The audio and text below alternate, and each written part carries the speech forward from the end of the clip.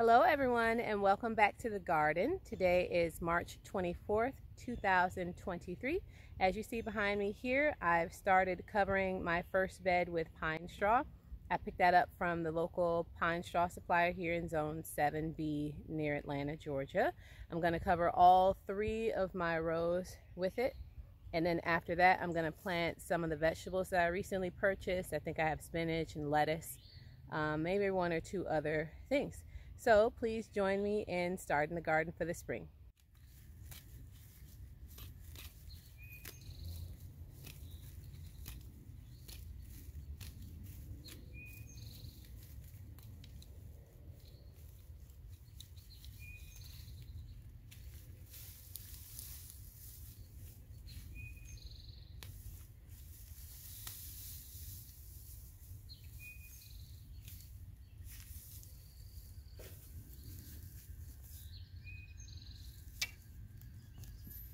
So usually with these, there's a point to it at where it'll start to unroll or unravel on its own into almost little sheets.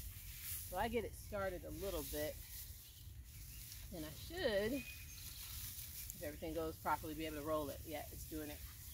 So it's not perfect, but it's not hard. Let me bring it over, move this one out of the way, and roll on down. So it's pretty good coverage for weeds and moisture retention.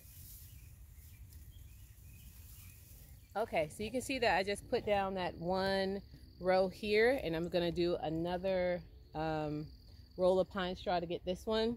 The bed over here to my left, or to this side of the camera over here, should take about 1 roll, and then I've got about 3/4 of a bed in the back.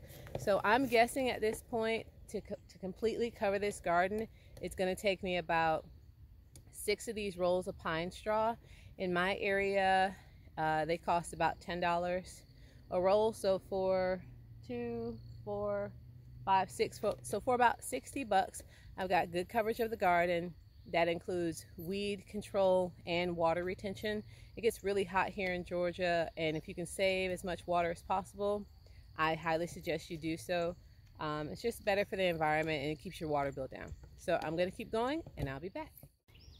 Hey guys, I'm back in the garden. When I started filming the previous video, night was falling and I ran out of daylight. So it's been a couple days and it rained a lot. So now the pine straw has settled down really good in the beds, and you can see the finished product.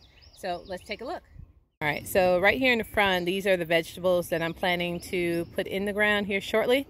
But look how nicely the pine straw settled in due to the rain. All right, I think it took me about 6 bags total for all of this, and it looks really good. I'm happy with it. I'm also considering adding pine straw here in these walking paths just to keep down on the weeds. So really briefly, this is it. All 3 beds are settled in, and I'm about to plant those vegetables. And my chicken came to join me.